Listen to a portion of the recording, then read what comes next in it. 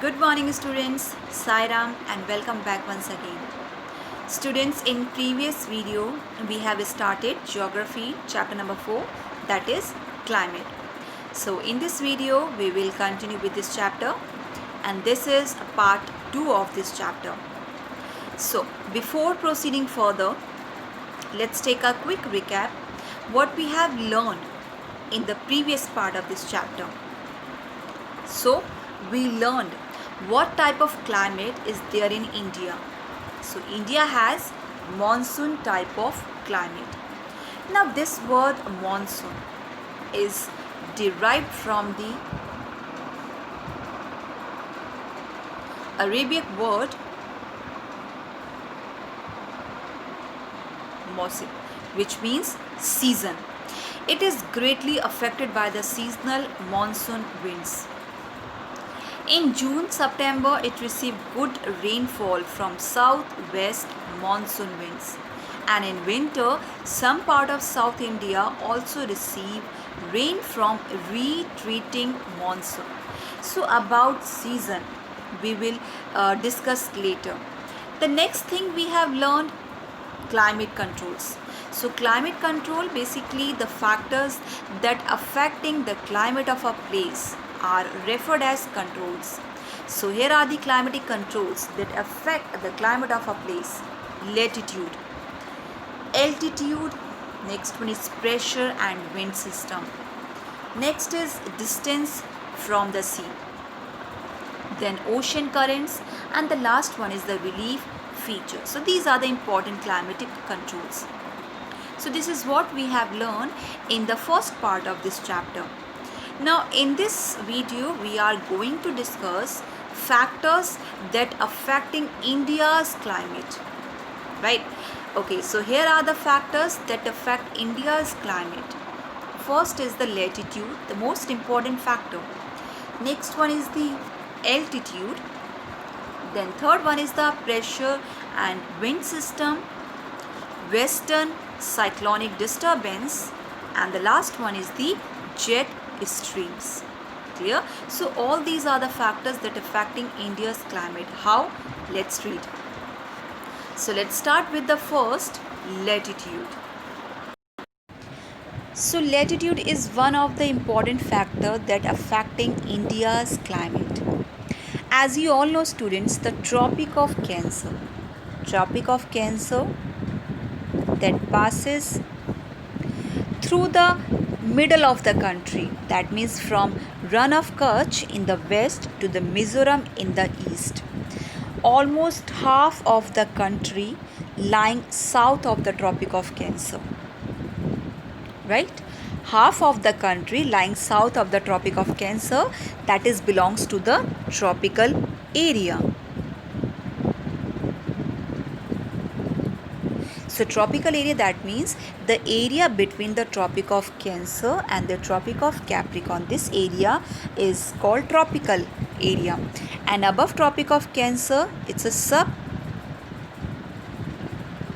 subtropical region. Clear? So half of the country that lying south of the Tropic of Cancer belongs to the tropical area, and all the remaining area, that means the north of the Tropic of Cancer, lies in the subtropic zone. So because of this, India's climate has tropical as well as subtropical climate.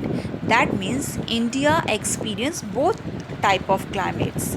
In North India, basically they experience tropical, subtropical climate, and in the South India, basically they experience subtropical climates. So therefore, the climate of India has characteristics of both tropical and subtropical climate.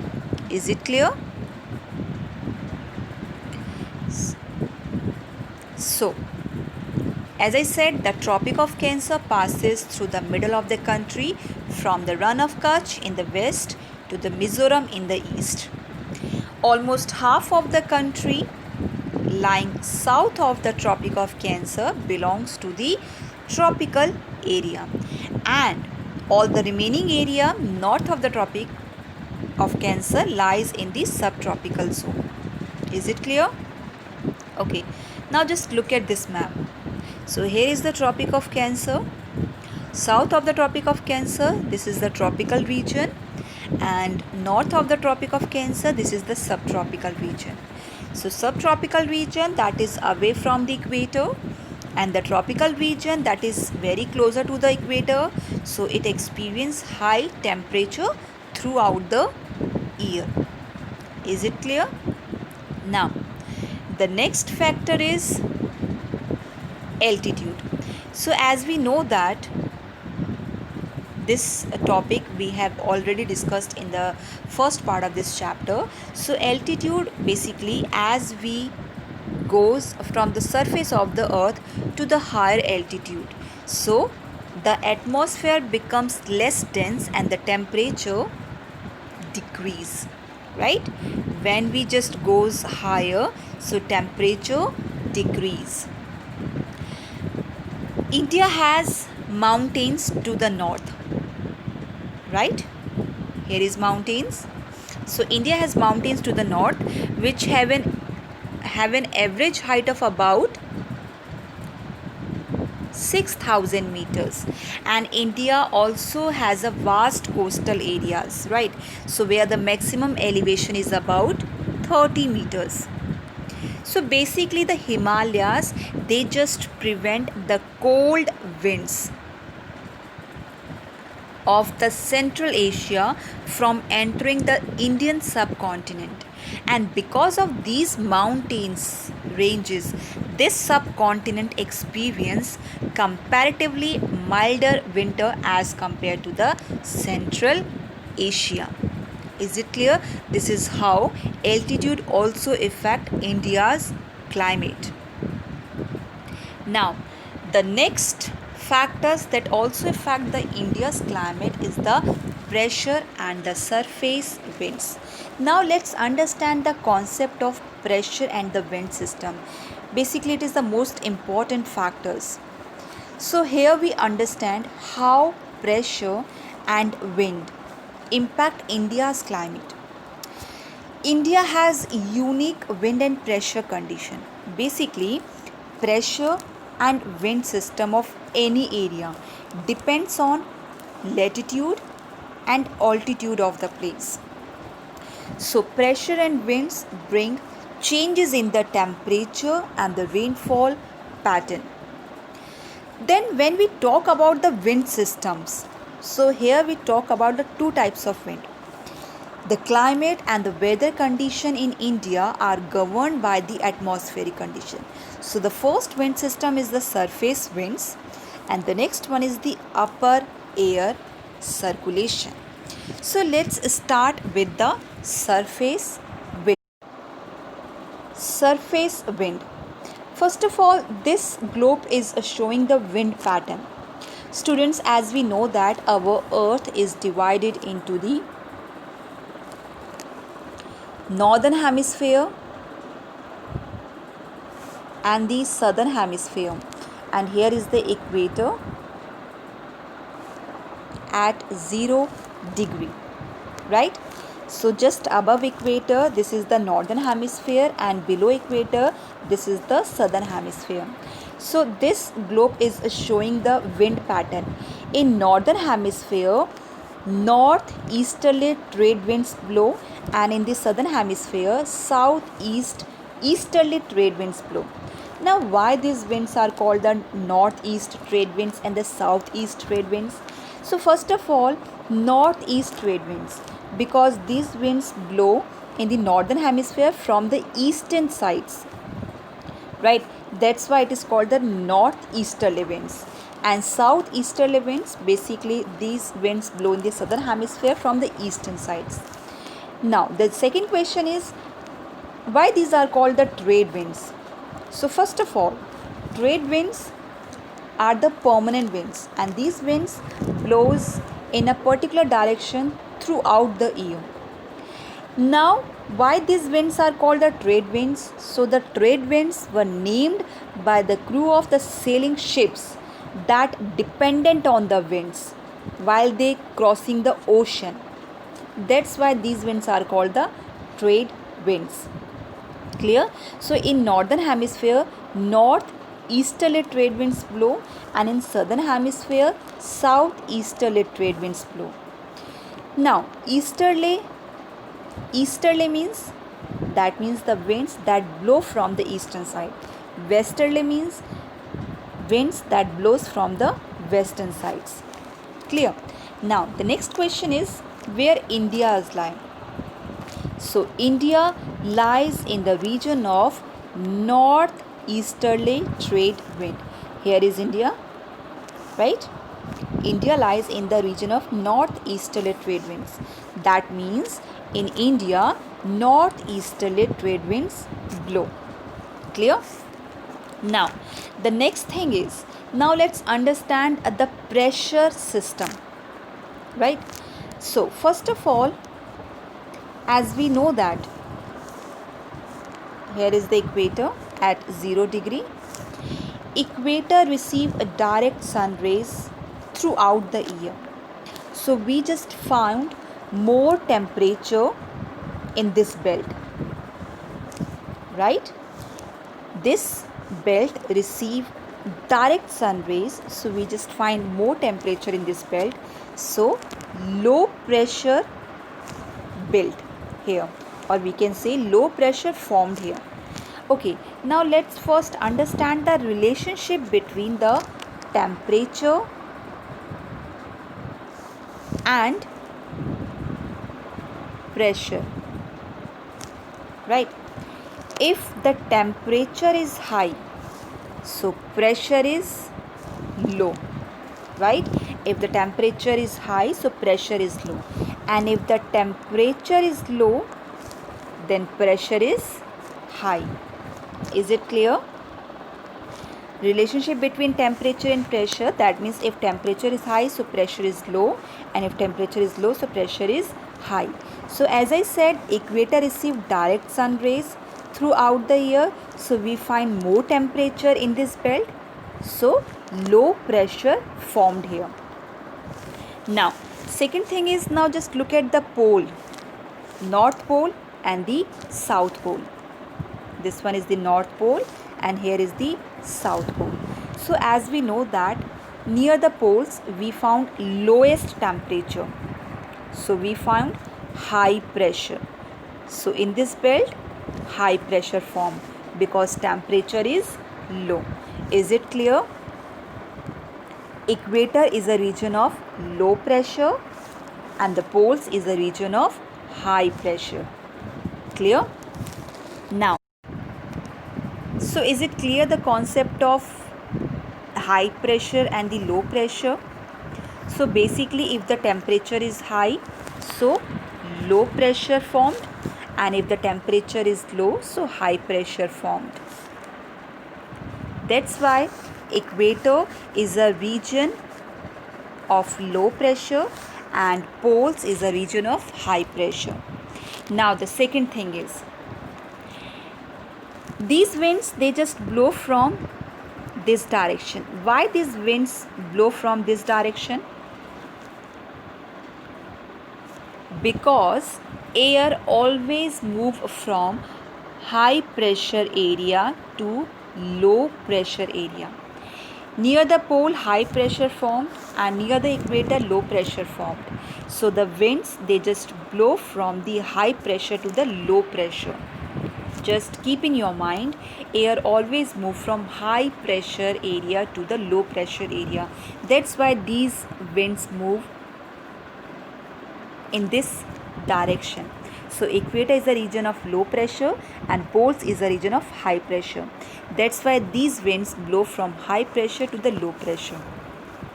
Next thing, as I said, India lies in the region of northeasterly winds. Now these winds originated from the subtropical high pressure belt of the northern hemisphere and they just blow south. Then these winds, they just deflects to the right. Now why these winds deflects to the right side? Due to the Coriolis force. Due to the Coriolis force. Now what is Coriolis force? So let's first understand what is Coriolis force. So Coriolis force basically is a force which arises due to the rotation of the earth. Clear? Coriolis force, this is the force which arises due to rotation of the earth. Basically these force, that means Coriolis force, deflect winds toward the right direction in the northern hemisphere and towards the left direction in the southern hemisphere. Clear? That's why these winds blow in this direction because of Coriolis force. So this force arises due to the rotation of earth, and in northern hemisphere this force deflects winds toward the right direction, and in southern hemisphere towards the left direction. Clear? Okay. Now, so let's read one more time relation of air pressure and wind. So as I told you, air always blow from high pressure to the low pressure region. Clear? Second concept we discussed, reverse relation. If temperature is high, so pressure is low, and if temperature is low, so pressure is high. Now let's read about the Coriolis force more. So first of all, the rotation of the earth causes all moving objects in the northern hemisphere, including their air mass, to deflect to the right, and those in the southern hemisphere to move to the left. Now this effect, this Coriolis effect, is completely absent at the equator and maximum at the poles, and this is also known as Farrell's law. Okay, now as I told you, India lies in the region of northeasterly winds. So generally these winds brings very little and no rain, right? And India is lie in this region, but still India receive plentiful rainfall. How? Okay, so let's first understand during the summer time. So in summer, a low pressure area develop over the interior Asia as well as over the northwestern India. Right. Now why here low pressure area formed? Students, as you all know that land heat up very quickly and it also cools down very quickly as compared to the sea water. Sea water heat up gradually and cools down gradually. So basically, as I told you, if the temperature is high, so pressure is low. So during the summer time, in this region, low pressure formed. Why? Because at that time temperature is very high. And in the ocean, high pressure area develop. Why high pressure? As I said, sea water basically heat up gradually and it's also cool down gradually as compared to the land. So in ocean, high pressure area develop. So air moves from high pressure area over the southern Indian Ocean and in southeasterly direction. They just crosses the equator and they just turn right towards the low pressure region over the Indian subcontinent. So these winds are called south west monsoon winds. Clear? During summer time, basically in northwestern India, low pressure formed and in sea high pressure. So winds basically is just blow from high pressure to the low pressure area, and these winds are known as southwest monsoon winds. So basically these winds blow over the warm ocean. So they just gather or carry moisture and they just bring widespread rainfall over the region of over the mainland of India. Now if we talk about during the winter time, so this situation is completely reverse. During winter, there is a high pressure. There is a high pressure area north of Himalaya, because at that time temperature is low. So cold dry winds, they just blow from the region to the low pressure, and here is the low pressure formed. So at that time winds, they just blow from in this direction. Cold dry winds blow from the region to the low pressure area over the oceans of the south, and these winds are called north easterly winds, and these winds bring very less rainfall. Is it clear? Okay. Now we are going to discuss the next pattern is the upper air circulation. So upper air circulation, as we know that near the equator receive maximum heat from the sun. So warm air rises over a warm region. So when the surface become warm, so air expand and rises. So warm air rises over a warm region, and this is called the convection, and it's create low pressure. Then the air cools down with the altitude and more aside, and this is called advections, or we can say upper air circulation. So the upper air circulation in this region is dominated by westerly flow, and an important component of this flow is the jet stream. So this process of upper air circulation is continuously going on. Clear? So first, hot air expand and rises. So these are called the convections, and it's create low pressure. Then the air cools down with the altitude, and they just move aside, and this is called upper air circulation. So the changes in upper air circulation over India landmass influence the climate of India to a great extent, and jet stream in the upper air system influence the India climate in the following ways. So let's first understand about the jet streams. Now, jet streams. So first of all, jet streams are the high speed winds.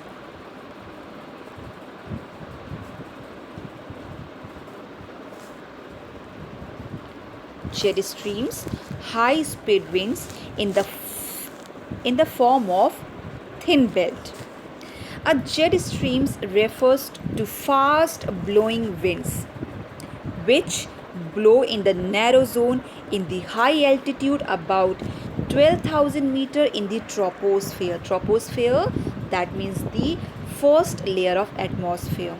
There are number of separate jet streams whose speed varies from 110 km per hour in summer to about 184 km per hour in winter. So basically there are three types of jet streams mainly. First, like the subtropical jet streams. Second one is the polar jet streams, and the third one is the tropical easterly jet streams. So majorly these name is based on the area where they operating. Now let's understand how these jet streams, how these fast blowing winds, jet streams affect the climate of India. So first of all, in winter, the westerly jet streams. Westerly, that means winds that blows from the western side. So westerly jet streams are responsible for bringing western cyclonic disturbance to northwest India and resulting in rainfall in winter. Okay, jet stream in winter. So as I said, westerly jet streams are responsible for bringing western cyclonic disturbance. Western, that means that comes from the western side to northwest Indian, resulting in rainfall in India. Now let's understand first what is the meaning of western cyclonic disturbance. So western disturbance means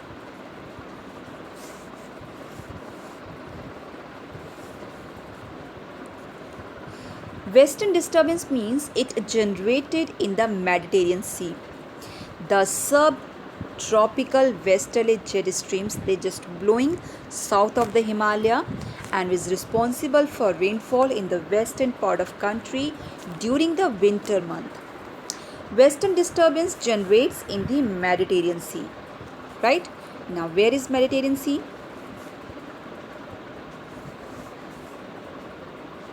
Right, here is the Mediterranean Sea.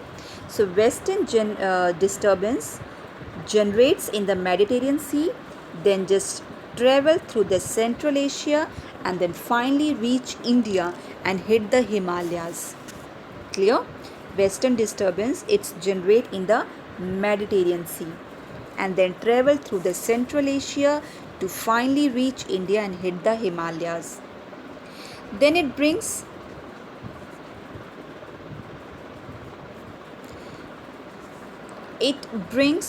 winter rain to northwest India states of Jammu and Kashmir, Punjab, Haryana and Himachal Pradesh. Basically it is very important for growing rabi crops. So this western disturbance is a term used in India, Pakistan, Afghanistan and Nepal to describe an extratropical storm originating in the Mediterranean Sea, and that brings sudden winter rain and snow to the northwestern part of Indian subcontinent. Now the next one is easterly jet streams. So easterly jet streams, referred to as subtropical easterly jet streams, they just blow over the peninsular India. In summer, the subtropical easterly jet streams blow over the peninsular India approximately at 14° north and bring some rain and storm. Now these jet streams also play a very important role in the arrival and the departure of the monsoon winds. They play a very significant role in the distribution of rainfall in the country. So this is how all these factors affect India's climate. Clear? So that's it for this part. Soon we will meet again in the next video. Then we will discuss the rest of the part of this chapter. Till then, bye, have a great day and thank you.